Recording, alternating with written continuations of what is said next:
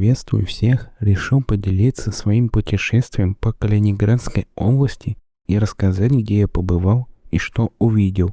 Путь от аэропорта Храброво до Калининграда занимает примерно 10-20 минут. Первое впечатление от Калининграда — город очень зеленый, уютный и спокойный. А дальше я просто решил посмотреть, что здесь можно увидеть интересного. Начал я с того, я решил пройтись по Калининграду.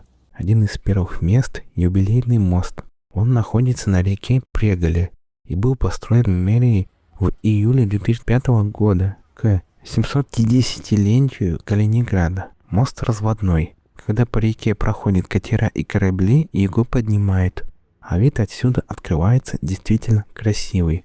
На перилах висят замки, которые оставляют пары. В городе можно встретить уличных торговцев, которые продают всякие мелочи, еду и сувениры. Конечно, нельзя не зайти в кафедральный собор, один из главных символов города, с богатой историей. Когда я впервые пришел к кафедральному собору, попасть внутрь мне не удалось. Все места были раскуплены. В другой день мне повезло, хотя людей было так много, что в проходах становилось тесно. Орган, победитель Всероссийского и международного конкурса органной музыки, титулярный органист Кафедрального собора Евгений Авраменко.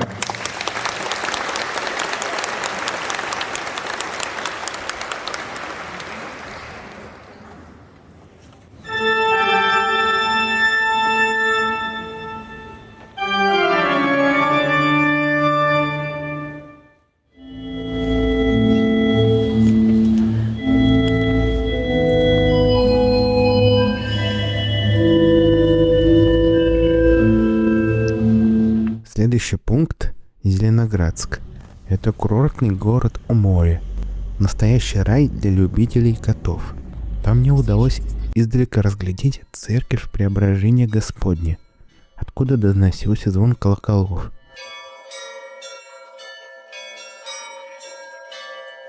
У моря стоит большое колесо обозрения, но я как-то не решился на нем прокатиться. Если вы там были, расскажите в комментариях, как оно вам. Стоило ли попробовать? На пляже много людей. Море оказалось холодным, но отдыхающих это не пугало.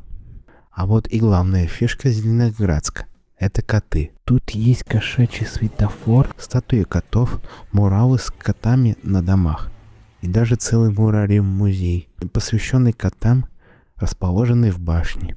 Внутри сотни котов, фигурки, игрушки, персонажи из фильмов и мультфильмов. Я узнал Доraemon и Hello Kitty, а наверху башни отличная смотровая площадка с видом на город и море.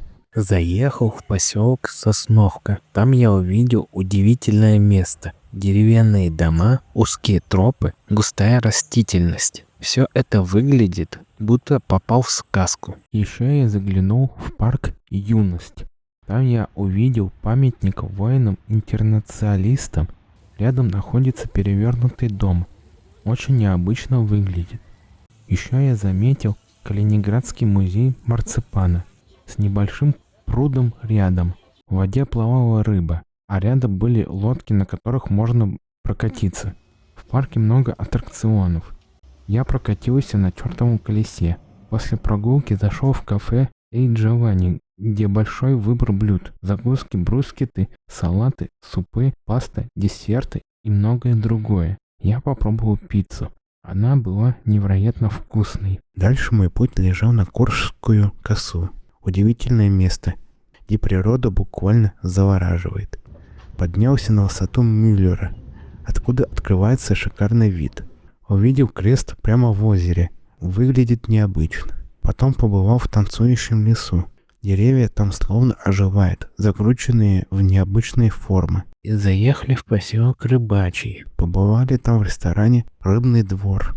Там подают на выбор закуски, салаты, супы, блюда из рыбы, гарниры, мясо и рыба на мангале, десерты, чай, кофе, безалкогольные напитки.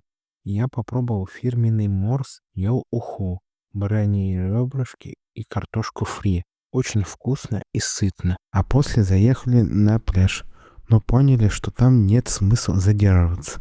поэтому быстро уехали. На другой день я приехал в природный парк Виштынецкий. Идеальное место для пикника.